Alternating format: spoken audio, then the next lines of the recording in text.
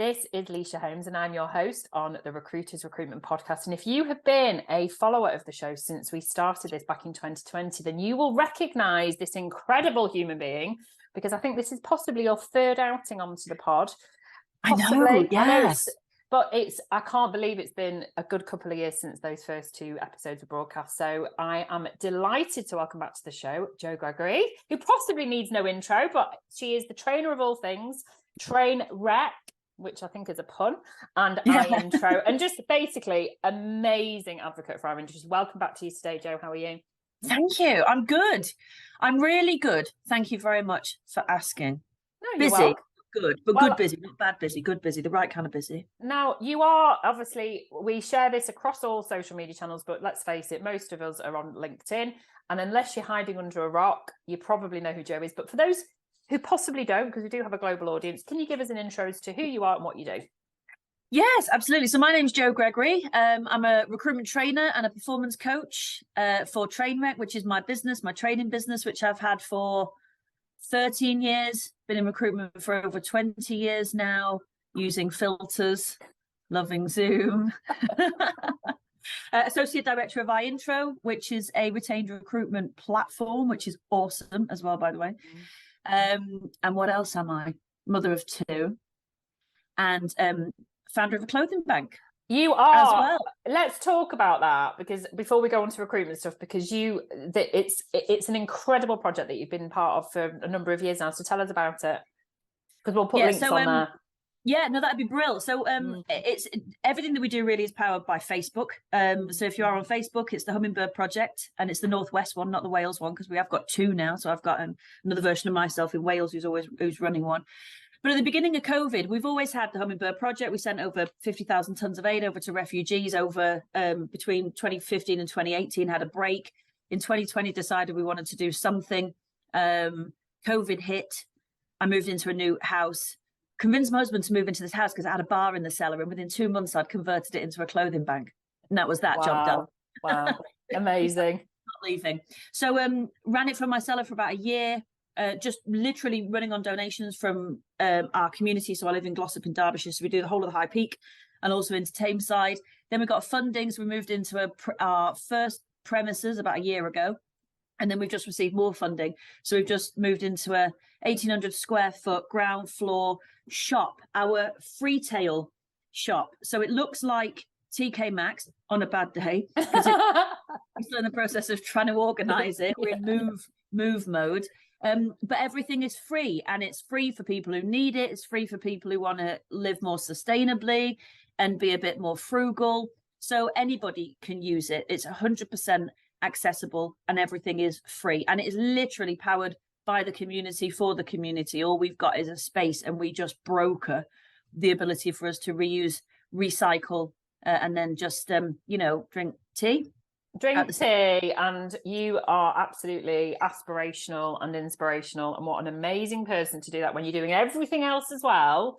And no wonder you are absolutely, leading the way in your community. There's no doubt about it. And I've followed you for years, and I think it's wonderful. And clearly, if it's being replicated now, this is something that can be, rolled out across the country. And I think it's actually positioned so well in 2023 with the cost of living crisis. People, even our listeners who have historically maybe never considered themselves to be at risk of cost of living, we've all had to rein it in. We've all had to, find ways to be a bit more frugal with what we're spending, both personally and professionally, actually. It's really hit business owners too. So if people want to get in touch, obviously we'll make sure that at the end of this episode, don't click out now, we've got loads to come, but make sure at the end of this episode, you go and follow the Hummingbird Project at Northwest on Facebook, and obviously drop Jo a connection if you've got any way you want to get involved in any sort of funding. And there's plenty of generous people in our recruitment community. Please get involved. We are 100% going to go looking for corporate sponsorship, because we need to be self-sustainable. We can't rely on funding. In order, we've proved the concept now, it works. So we want to replicate this across the Northwest and wherever doesn't have access to something like this, we want to replicate it. So Goosebumps all down my back. Let's do it. We know we've got amazing people in our community. So obviously that's wonderful that we've talked about that. And the fact that you have been in the recruitment industry. I think we first met possibly 2008. I think it was pre-recession. I still think that's like 4 years ago. It's like you, me, and Ian Knowlton. We met in All By One on King Street in Manchester. Yes, we did. Little Smarties. If anybody's listening to this that used to go in there, I don't know if they still do the Smarties, but that was like one of the main reasons that people went in there. So you what I love about you is that you're going to be able to give this amazing objective sort of benchmark, I guess, as to where we're at now in the recruitment life cycle, because you know, that's something you and I see from slightly different viewpoints, but ultimately the same sector. What is happening in 2023 in the world of recruitment? Do you know what? Well, I think it's better than we thought it was going to be. I think we're all a bit more battle hardy now, having had COVID. You know, there's a lot of people saying, well, at least it's not COVID, because COVID times were tough. But everybody who made it through COVID, I think, has come out stronger and more resilient. So when we then felt like we were going to go into a recession, which hasn't really happened, it's kind of, you know, yes, we're being squeezed from all angles. But I do think that we are less panicky, more strategic minded. So we're making better decisions as an industry. Businesses are making better decisions, not making knee-jerk reactions. And those that are still making knee-jerk reactions, and you know, unfortunately, they're probably not going to last. So I always think that there's an element of cleansing in our industry. Whenever you go through a bit of a bad patch, you know, the strongest tend to survive, and that's not just the strongest, the ones who are the most liquid. It's those that have the ability to adapt to markets. It's those that can have the ability to see around a corner, to see what's coming, to see ahead of the curve. And it's those that adapt their service offering to what your clients and your candidate and your market is dictating and wanting. And I think that's one of the biggest shifts that we're seeing. I am as a trainer, because obviously we train hundreds of people every month. At our intro, that's what we're seeing as well. I think recruitment businesses are making a decision now. You've either got to lower your fees or you've got to up your game. And I'm all for the second one, not for the first one. Absolutely. No one's pulling pants down on this podcast, that's for sure. No. I mean, if wine is going up by £1 a bottle, let's not drop our fees, ladies and gentlemen. No. I mean, obviously, there's other drinks are available. I'm saying that as the sober one on the podcast. Prosecco, no secco or coffee or whatever. No, but on a serious note, I think everything that you've said there, I'm very pleased to tell you, is what we're seeing as well, obviously, as Rec2X. And I think that the word lean often gets used at times like this, where if you're running a lean operation, and I mean, just to give context to you as the listener, you're listening to this now, you're probably a leader of a business thinking about setting up on your own, or possibly, and I do want to cover this actually, because it wasn't quite covered in your answer, the new people that have come into the sector post-COVID. So they've never gone through anything like this before. And actually, what COVID did create was a bubble that was not quite true to what happens when there's economic challenges, because we had furlough, you know, there was the bounce back loans. So a lot of businesses that potentially would have cleared out or not hired had the capacity to do so. Yeah. Whereas this crisis in 2023, we've still got a war in Ukraine, we've got cost of living crisis, you know, there's all the sort of background noise of recessions and unease in political sense, there's always that. But actually, if you're a new recruiter, and we get a lot of messages directly from new recruiters, this is possibly the first time you've had to work through challenging conditions where you've maybe, I know we're going to come on to this, you've maybe been asked to do some BD for the first time. So I think it's good to, we're going to come on to that. So I think you're right. And I want to, you know, reassure people that that's why sometimes you have to be pragmatic in how you run your business and how you run your desk. We can only control our controllables, and every market has nuances. But sometimes you need to shut out the external media noise and just focus in on what is happening in your market. And like Jo says, what do my clients need and want from me as the expert in my space? So I love that's where you're setting the tone. Well, do you know what? I think the best way to position your business is to position yourself for what your clients and candidates are needing. It does change, because you're either job heavy or you're candidate heavy, you know, never the two, unfortunately. So we have to adapt. It's always shifting. I think we've got to stay flexible, you know. But also, you know, if people are sat there sort of scratching their heads and thinking, I don't really know how to pivot my business. Your pivot was a word of 2021, wasn't it? How to pivot or shift my business, or what do I need to be doing now to be ahead of the game in 24? Ask your clients, ask your candidates. I mean, it's great to do service reviews. Helps you to show what you're doing really well, which is fantastic. Helps to show where you're maybe not doing that well, or things that you could improve. So it helps you to improve your service. It provides a consultative service, because you're asking questions and your clients are answering them and you're listening. So it's great for building relationships and building that client and candidate advocacy. But I think a lot of the times we as an industry try to guess, we try to predict what we think people want. And actually we deal with the people who want it all day long. So just ask them, actually stay humble, you know, ask your candidates and clients, what could we do better as a business? And then go and do it. And it's really not that difficult. We at iIntro, we're currently working with two guys that have set up a recruitment business 3 years ago. So they've been in recruitment for 3 years, have had businesses in third-party suppliers into recruitment before, but not actually worked in recruitment. And have been doing really well in the contingent market. Came over to us 2 months ago on iIntro. So want to pivot over to Retained, which is something else we probably need to talk about, just in terms of, you know, how do we stay profitable and performance driven in 23. But they've won 5 retainers in 5 weeks. So we had them on our show and we said, you know, how have you done that? Is it magic? Is the stars aligned?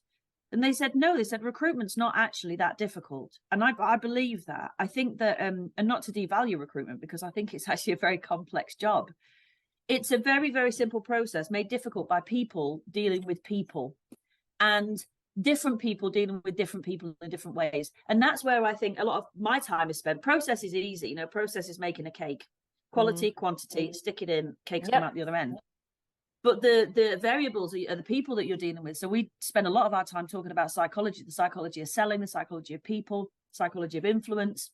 And I think that's one of the biggest trends that I've seen coming into recruitment now, is that more people are interested in that. Not the what should I say, let me read a script, but the why am I saying it? And I love that, because I think it shows a level of intelligence, because they want to know the context.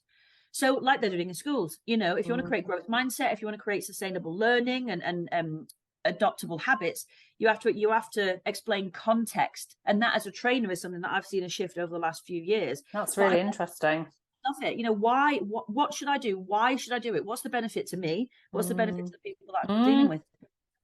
And I love that. I think that's good. Great. Well, and you know what? As someone, you know, obviously we're peers. I think when this goes out, I'll be heading to my 26th anniversary in recruitment, which is just insane. That's absolutely ridiculous. Over half my lifetime.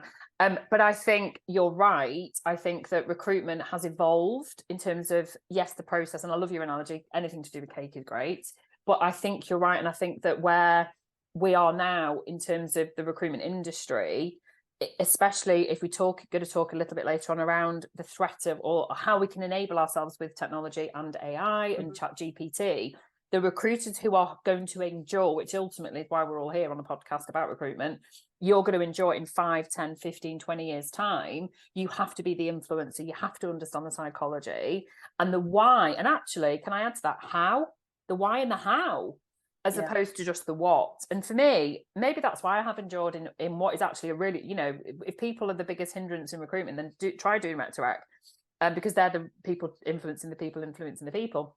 Yeah. So I think for me, it's always been about the how and the why, and more so the why, and intrinsically understanding why you as the recruiter are there in the process, what you can do to facilitate, to, yes, you know, create things. I always say that's what we're here to do. We're here to create the need, but also understanding that of your customer as well. And I think if you can really nail that as a recruiter, you will absolutely, and whether that's, you know, understanding that a retained solution is the best solution, maybe it could be to go on site and do an RPO. Who the point is, it's then understanding, and it takes you beyond transactional and one-dimensional to the next level. And when you think about, and you'll have so much experience of dealing with top billers, the top billers are those that are doing the why.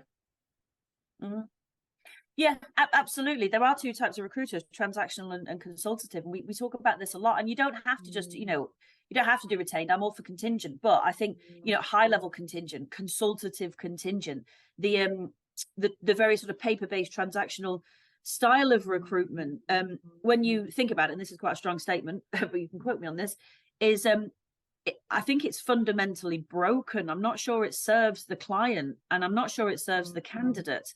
I was talking to someone the other day, and they said their client put a portal in place. And I said, well, why do you think that is? Why do you think they put a portal in place? It's to try and create some order where there is chaos. And keeping recruiters back. It's like, well, what perception have we given of ourselves to these clients that makes them think that they've got to have these defensive walls up against us? And that makes me really sad. That's why I became a trainer, because I thought there's got to be a better way, you know. And working with, you know, one agency who maybe then sort of takes a job brief and then goes away with it and says, right, leave it with me and I'll see what I can do. It takes a job brief over the phone really quickly, doesn't really ask many questions, sort of takes the order rather than consulting.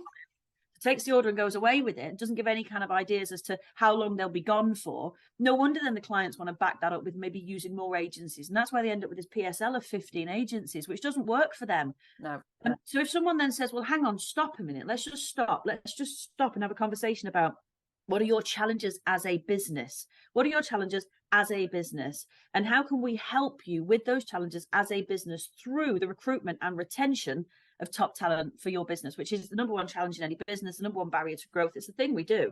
You know, we provide top talent to their business who stay because they're well matched and they're happy and they perform really well, and then they go on to enable the growth of the business. So actually, us sending, you know, 3 CVs to a job as well as 7 other agencies, it's just and then a process that's different every time, and you know, it doesn't work for the clients and it doesn't work for the candidates either.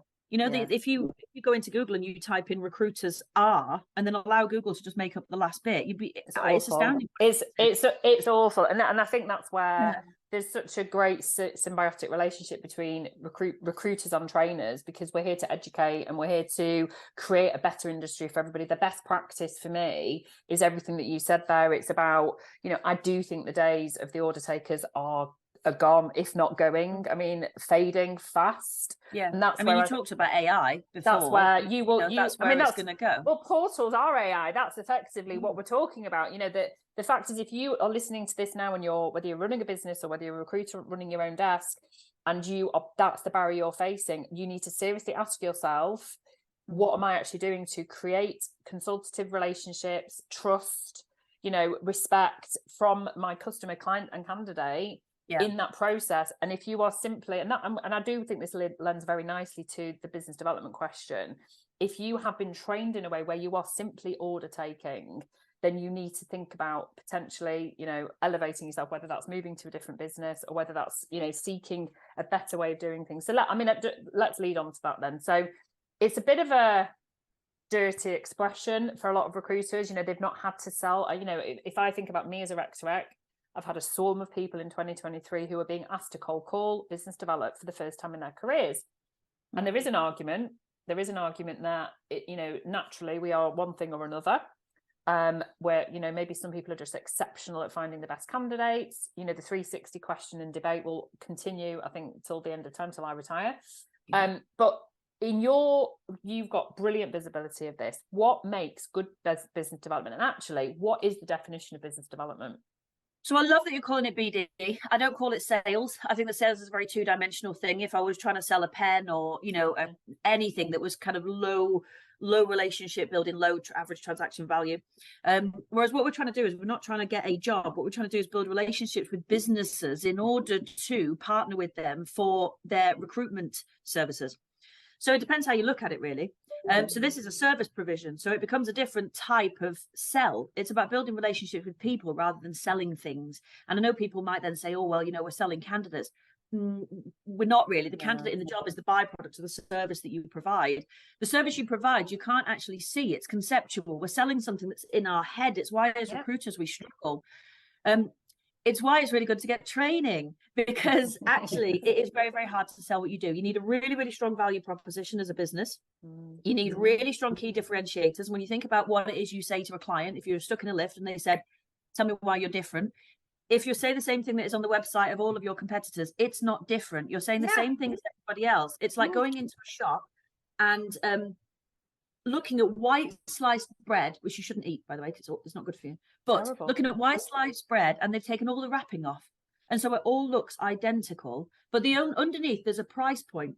If it all looks identical, but they all cost a different amount, the only determining factor at that point, if you can't touch it and see it and feel it and taste it, experience it now, is the cost. So then we as recruiters complain that our clients are becoming, they're so cost focused. They just want the cheapest. Well, that's because we're not differentiating ourselves. We all look just like plain sliced bread to them. So you've got to have a strong value proposition. You've got to have differentiators. You've got to have a strong service methodology. You know, you've got to provide solutions to clients' problems. So you've got to go digging. You've got to ask them the questions. What are your challenges in the business? What are your challenges in recruitment?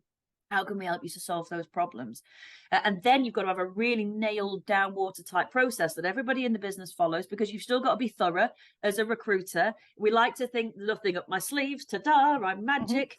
But actually, the best recruiters are very thorough. They're very detail focused, because it's the detail that makes you the money. So you've got to have a nailed down process, and then everybody in your business has to follow that process. And then you will make money. You'll build business relationships. You'll build candidate relationships, because candidates are still people at the end of the day. So, you know, the business development to me is both. We talk about BD with clients and we talk about BD with candidates. And sometimes in your life, you'll have no candidates, so you've got to do more of that. And sometimes you'll have less jobs, so you'd have to do more of that. And actually, and this is easy for me to say because I'm a trainer and I'm sat here and I'm not doing it on a daily basis, though I do still recruit and get into the trenches, because I think that's important. But you have to do both. You have to do both all the time. There's never any such thing as too many jobs. So I get people saying to me a lot, I don't have time to do BD. So to me, that is a red flag that we need to have a conversation about how many. Well, let's have a look at your desk. And it's normally because they've got loads of vacancies, but then they're not filling any. And all of those things are 100% connected. Yeah, totally. You've got to go and have a look at your desk, your control, your client and candidate control, your ratio management, and your process control, and your qualification of what's on your desk and what shouldn't be on your desk. So return on investment. And then once you start looking at that, you'll find you'll have less jobs, because you'll go, why am I working these? Yeah, anyway? they're crap. They're not fillable, or they're not at good jobs. rates. They're not realistic, because actually there's probably been order taking. Exactly. I was just going to say that. Yeah, they've taken the order, they've come back and they've gone, oh, I'm not going to be able to fill that. Well, why didn't you tell the client that? Why didn't you say? And part of that whole innovation piece, I've created something for you today, Leisha, you see. So I'm going to, I'll reveal it in a minute. Part of the innovation piece is that you've got to be thinking, what else can I do? How else can we do this? If you can't, it's about thinking left at the traffic lights and right at the traffic lights. If you come off the phone, or even when you're on the phone to a client and they're giving you a job brief and you know you can't fill it, it's not because you can't fill it because you're incapable. It's you can't fill it because you know the market and you're not going to be able to fill that particular vacancy for that salary or whatever. So you've got to educate your clients. That's part of being competitive, isn't it? You've got to go back to your clients and say, why are you looking for that particular thing? How can we make this fillable? Every job is fillable, providing it's a fillable job. And that's our job, is to help clients to fill the jobs that need filling. It is, but a lot of what you've said, I mean, and I can't wait to hear what the reveal is actually. I'm really picking it up. It's not that great. It comes down to the level of confidence that somebody has in being able to challenge and consult the client, especially those listening who maybe this is the first time you've been asked to do this side of the job. But actually, if you are naturally curious, and if you are somebody that is genuinely interested in understanding how your business, the businesses that you're partnering, the mechanisms work, what's happening in your business, what are your challenges, what are you facing, really dig so deep. I can probably count on one hand, out of a room of 10 recruiters, you can probably count on one hand where a recruiter will actually go to that level of detail. And actually, when you get feedback from those clients, they really took an interest in my business. So let's go back a step to how we're actually engaging with customers. And it's not just, and I know we don't do this really anyway, give us a job. The gives a jobs were left in the 1990s, I hope.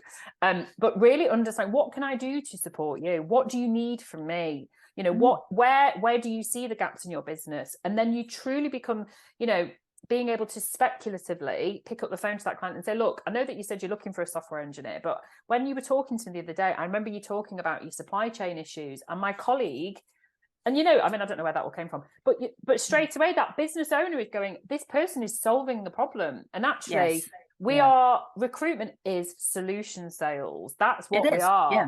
We're not, and when people, and it still gets talked about, send me some CVs. No, I'm not sending you any. That's not what my service is. I'm here to support you with a solution to your business, which is attracting and retaining the best talent for your business to take it forward. So I love everything you said. Now, please, can you reveal what you were going to say?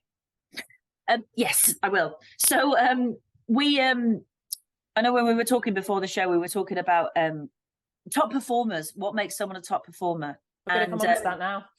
I think businesses have a responsibility to put the right infrastructure in place in order to enable people to become top performers. You can only get out of someone what they're capable and willing of giving. So I think the recruitment, how you recruit, who you recruit into your business is really, really key. And I think as recruiters, I remember talking at the London Expo about this. As recruiters, we are not very good at recruiting for our own businesses. So that's something that we as an industry need to look at. And I'd say start using tech and science and objective assessment for bringing people into your business, because then you're going to bring the right people, and then you're going to get more out of them because you've got the right people in your business in the first place. Anyway, so that's an aside.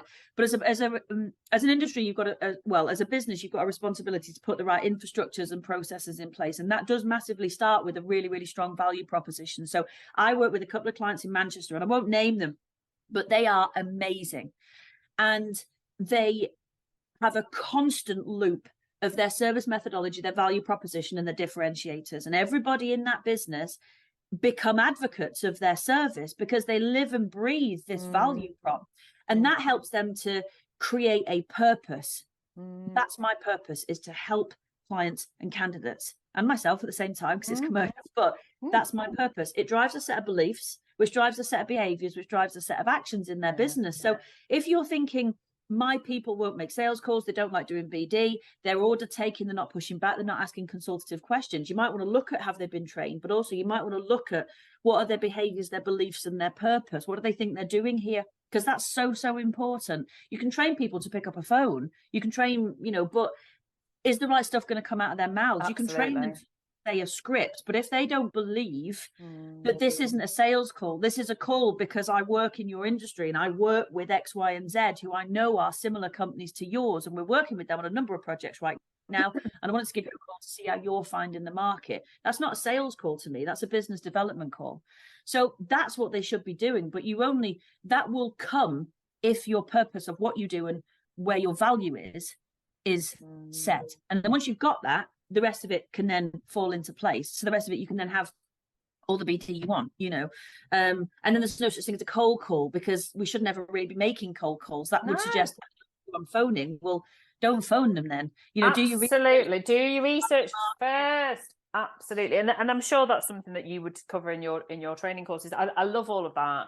And I'm a huge advocate of the cascade effect, understanding what your value proposition is as a business owner, if you're listening now as a leader, and that everybody that you then hire, and that, and joking aside, obviously I'm a rec to rec in my day job.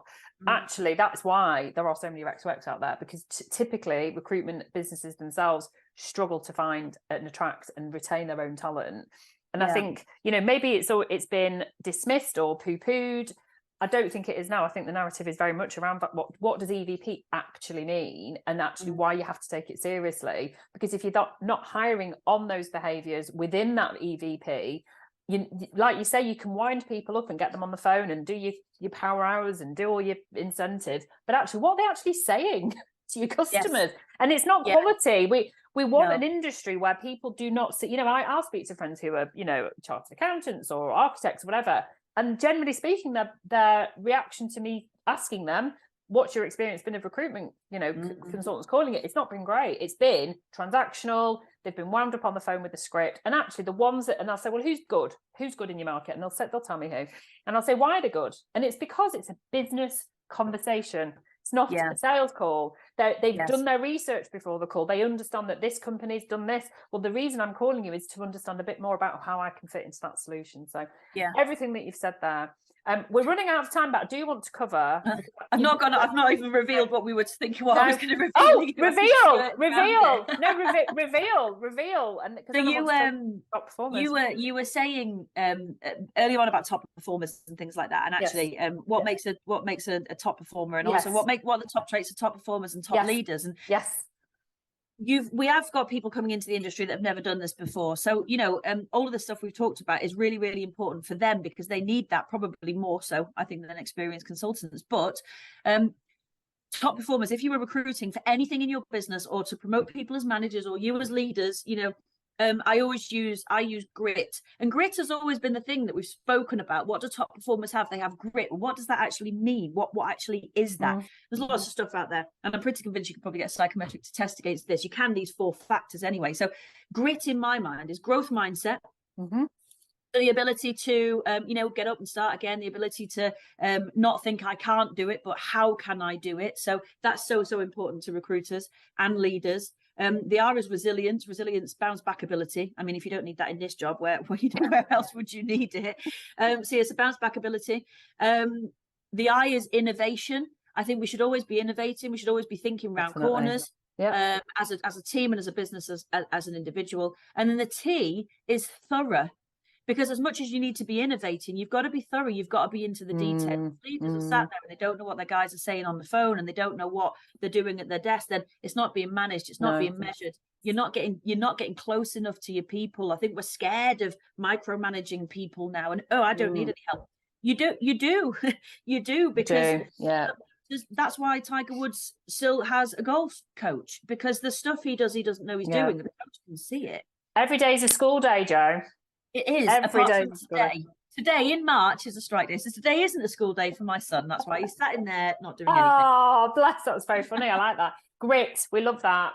And I'm a huge believer in having the foundations of, using your intuition to recruit people, but actually there's so much available psychology. You can do the psychometric profiling, let the science support you in your process, but you need experts in place to allow you to do that. That's the caveat with that. Don't try and do it yourself.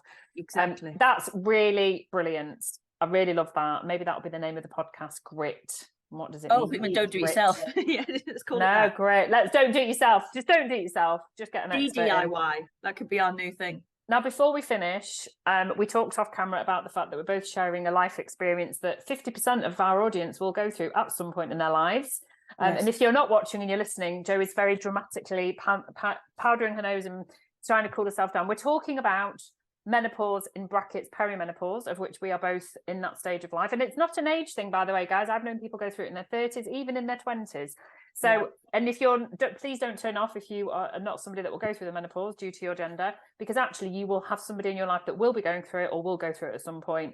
But we wanted to talk about specifically the hidden symptoms that really people don't necessarily, we know about the hot flushes, we understand about that. But what are the elements that you found surprising? Because there's one that I shared with you. You were like, yes. So I share mine first. Yeah, go on.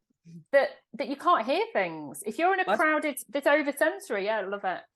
Well, if I've got, background noise, if I'm in a cafe, like sat with Shannon chatting, about to go meet a client, and she starts talking to me, if she doesn't engage with me, I haven't heard a word she said. If I'm in the kitchen making some dinner, the extractor fan's on, and my daughter shouts something at me, I'm like, I can't hear you. So losing my hearing and sense of hearing is so surprising. I never knew that was a symptom, but it is one of the 47 or whatever it is. Yes, absolutely. And you know what? I think it's weird. It's revolutionary, isn't it? Because you get to a certain age and you think, what's going on with me? And you suddenly start to have all these little tiny symptoms. And it's not till someone they always say, if you want to learn how to do something, don't ask a person at A, ask the person at B. And when you're at A and you're going, what's going on with me? Someone at B will go, you're perimenopausal. And you'll go, no, I'm not, because all the stigmas come back, don't they? I'm not 55. I'm not my mother. I could possibly be peri. And then the other person goes, yeah, you are. I would definitely say, anyone who Googles symptom checker, there is a list, isn't there? There's a Word document, symptom checker. It's a list. You don't have to go into you can go into the doctors and get your blood test, but I don't actually think they're a great indicator of the symptoms of peri. So like you said, we were talking about it before. Migraines, sparkly eyes, dry eyes, just dry skin. I've never used so much moisturizer in my life. I'm like bathe moisturizer in the morning. Weird hair, like my hair, it could fall out. You could get more of it. It could go frizzy. Something weird will happen. Aches and pains. The biggest thing I think that I got was imposter syndrome, which actually I remember watching a thing about that Stephen Bartlett did the other day, and I thought it was really good. And we need to stop seeing imposter syndrome as a bad thing. It's growth. It's you're in a place where you've never been before, and you go, very true. But I do think that there are things that happen to you when you're peri that make you feel less confident. It's anxiety. Exactly. And I'm very mindful that since I went sober in 2017, my anxiety's just dropped off a cliff. I just don't get it anymore. And I realized it was just I was crashing and that's why I'm like, I'll never drink again. But due to hormone cycles, because that's why I'm peri, as I approach my period, my level of anxiety increases quite significantly. And that's when things like imposter syndrome, you're like, well, I'm not going to be able to do that. And even if it's just doing a new class at the gym, or if it's, there's no way I can go on that person's podcast, or whatever it is. And it's actually sometimes fleeting. But like you say, I think imposter syndrome is all about your limiting self-beliefs. It's all about growth mindset and talking to other people around you. And like you say, somebody that's maybe already gone through it, but definitely, you know, don't ever feel alone. And that's why we wanted to bring it up today, that there's going to be people listening now that are thinking, I thought that was just me with the, you know, the dry eyes. It's revolting. Like, I'm literally like, you know, so, and the achy bones, and the fact that we just want to sleep at night time. And, you know, do not feel that this is something that's a stigma anymore. Speak to your employer about it. Speak to other women that have maybe gone through it, or even haven't gone through it. We need to educate each other. So I thank you for bringing that up, because I thought it was really important, because you have got such a respected voice.